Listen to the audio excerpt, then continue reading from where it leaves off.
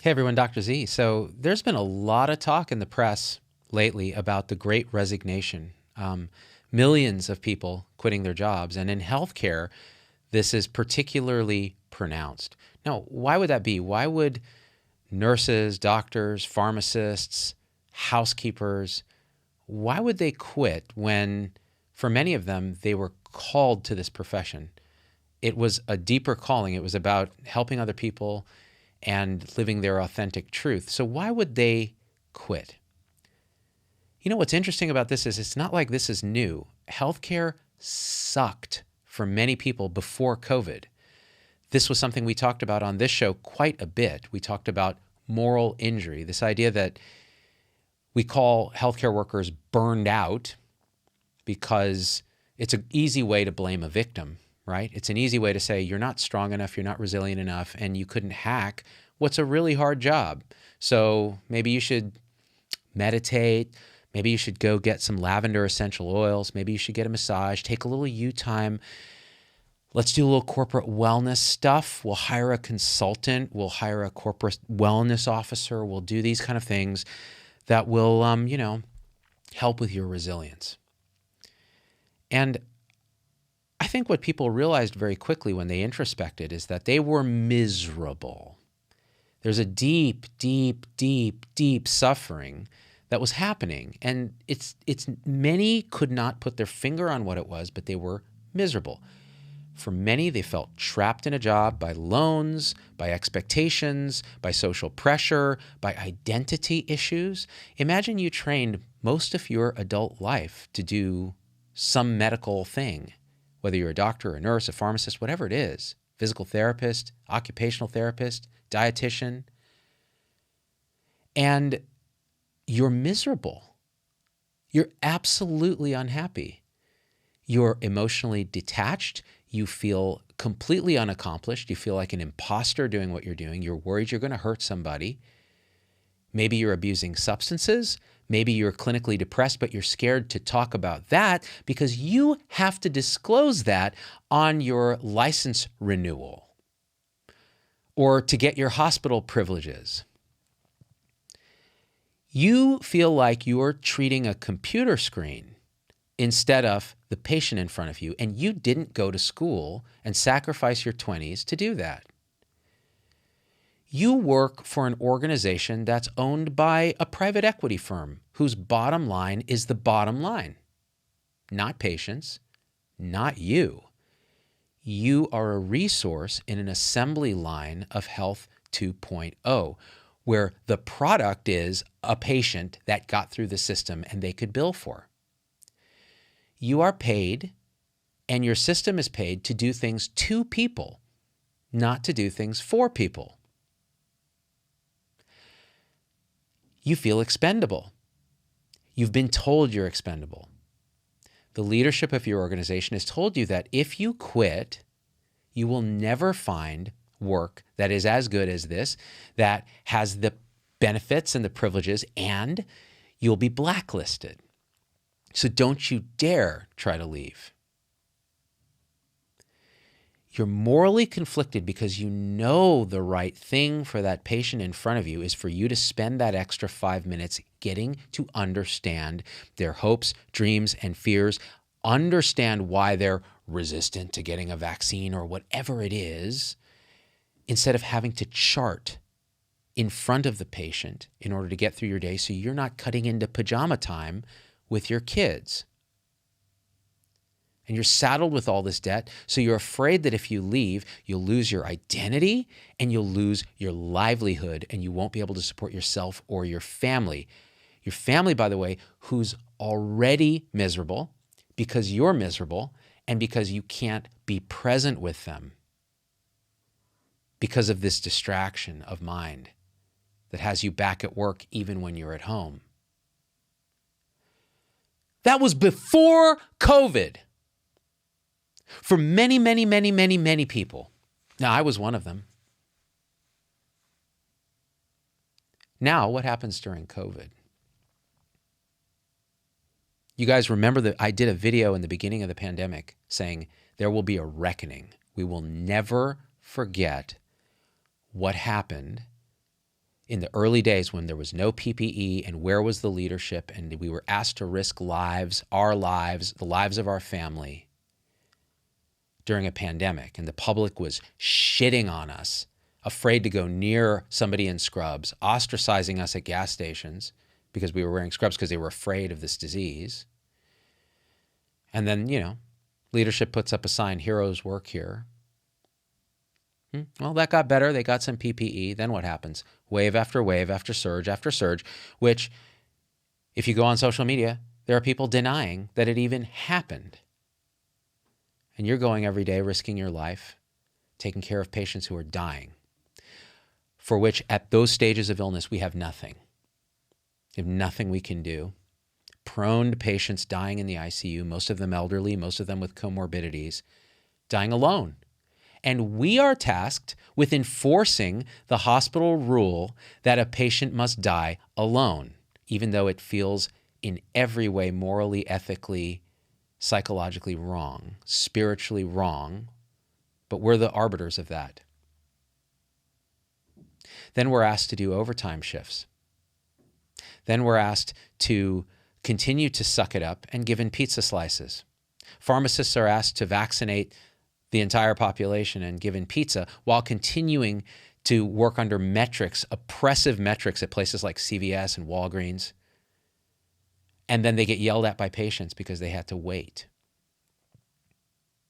Patients will come to the ICU with COVID, having declined vaccination, and continue to ask for ivermectin and hydroxychloroquine and be so misled by the misinformation online and by ideology and so on, with good intent. They're good people. And then healthcare workers have to deal with that when they know that to some degree this is preventable. Now, you add all of this to the fact that when people do quit, they're replaced by traveling nurses, say, who make 2 to 3x what the people who stayed are making, and they have to work side by side. Now, in the setting of all this, and it's worse than this. It gets worse and worse and worse. In the setting of all this, in many places there's great leadership. In other places, leadership has its head so far up its own ass, it can't even acknowledge the suffering of these frontline heroes. They use platitudes and garbage talk, and then they do the opposite. So instead of actually giving them raises, and I know it's economically hard, or some other support, the tools, the resources, the autonomy to do their job. They don't burn out because the work is hard. They burn out because they can't do the work they know is necessary to help you, the patient. That's why they burn out, because they're morally injured. Burnout is the end stage. It's the dialysis of chronic disease, which is moral injury. Death by 1,000 paper cuts. And then, and this is why I'm doing this video today, because something interesting happened this morning. My wife is a Stanford faculty. She's a radiologist at Stanford. I was at Stanford for about a decade. Stanford has this really good perk for their staff and faculty, which is there's this beautiful gym. There's several gyms. There's one here down the road. It's not on the main campus. And faculty and their spouses, as one of the benefits of employment. So in other words, shave a little off the wages, you get this. They get to access this facility for free, right? Remember, who built this facility? The work of these people, seeing patients every day, teaching students as university professors. So we have this wonderful perk. Now, my wife got me a membership. So I go in the morning and I usually exercise for an hour or two, and it's where I catch up on reading, learning, researching, and getting into a very meditative state. I find the place like a church. So the beautiful thing is, although Stanford charges its staff and faculty for parking, they don't charge for going to the gym, because guess what? If you're going to promote wellness, make it easy. Design a system so that people will get there easily without any obstruction. It's hard enough to get to the gym. So they had, 10 or 15 spots with signs that says for gym parking, 90 minutes, free. That was wonderful. So that's where I park. Today I drove up and I parked there and I noticed that the sign had changed. It said C permit. Now a C permit costs $70 a month for faculty. So I looked at this and said, and I noticed the whole parking lot has been empty the whole time. I mean, it's not like it's full. This is not patient parking. This is all staff. So it's a totally empty parking lot across the street from the gym. So I walked in the gym and the staff said, hey, what happened to the parking? And the staff of the gym said, your guess is as good as ours. Overnight, they went in, changed all the signs and made it paid. It now costs money. And all of our, clients here are just outraged. And I was like, what? They didn't even tell you guys? I'm like, well, the frontline people didn't hear about it. So I said, this is interesting. A hospital employee walked in, was like, hey, what happened to the parking? And they said, they just changed it. And you could see on this person's face, here I am working for this hospital through COVID, giving everything. And they can't even give me free parking for a gym to make myself better, more resilient, which is what they keep talking about. They can't even do that. This is our leadership that will talk out of one end of their mouth about wellness. And they take our fucking parking away. It's like an Office Space where they take his stapler and it's the final paper cut of 1,000 that breaks the camel's back. I could feel for this guy.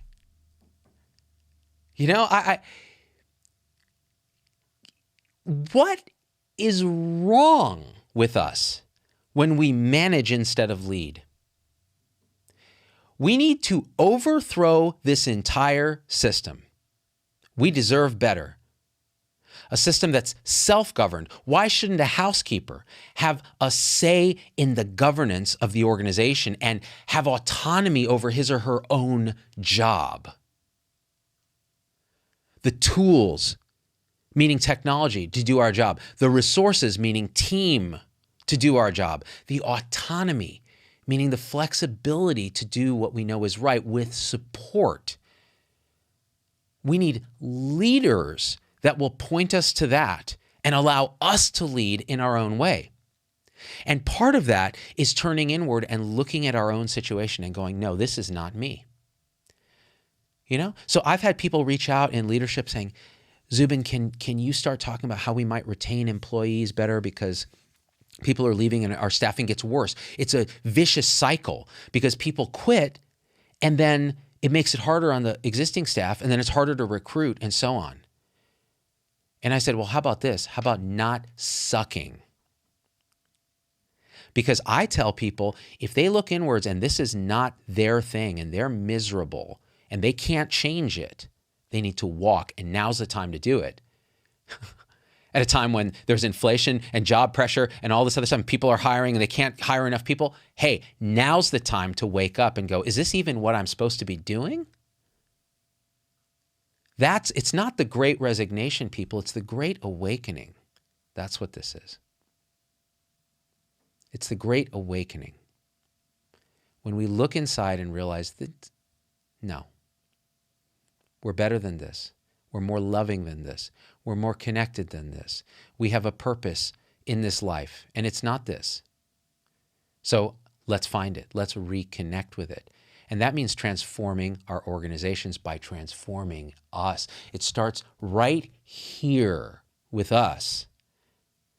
Otherwise, we get the system that reflects us, reflects our egoic delusion. That's what it is. That's really what it is. So the Great Awakening means it's time to look inwards, and that means leadership needs to look inwards. We need to stop giving lip service to well-being, wellness, burnout, all this other garbage talk. It's well-meaning. There's good intent. Our leaders are good people for the most part. We're just we're trying to break this into little parts when we're not seeing the whole, right? And the whole begins with this. It begins right here, right here. You know, search inside. Many of you know this is true already. You just don't know what to do about it. Well, now's the time.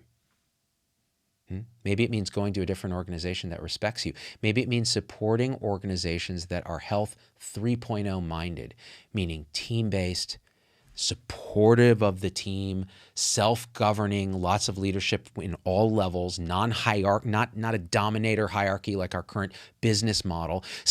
Who thought that running medicine as a business model was the right fit for a healing art?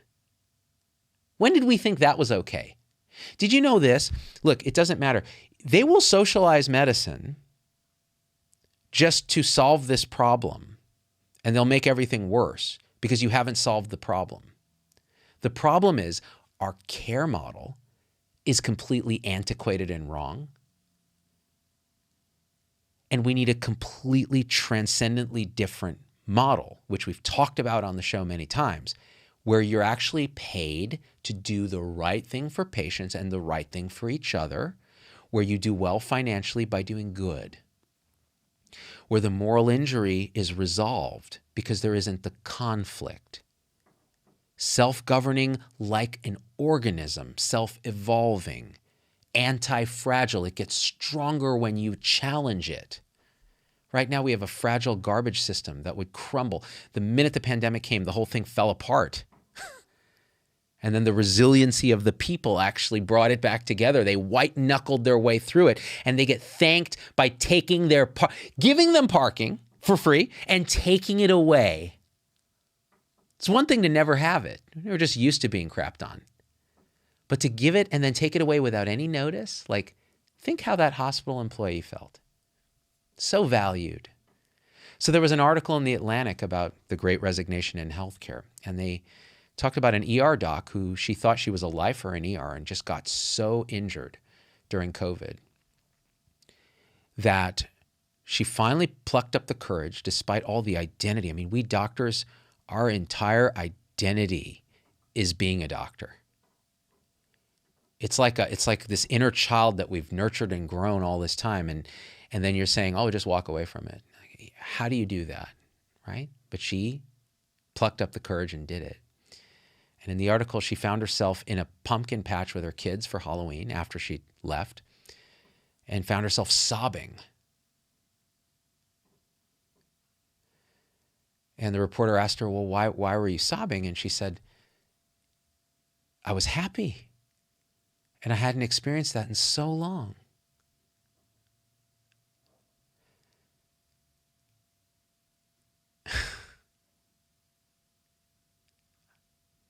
We need to reconnect with who we are and as a system.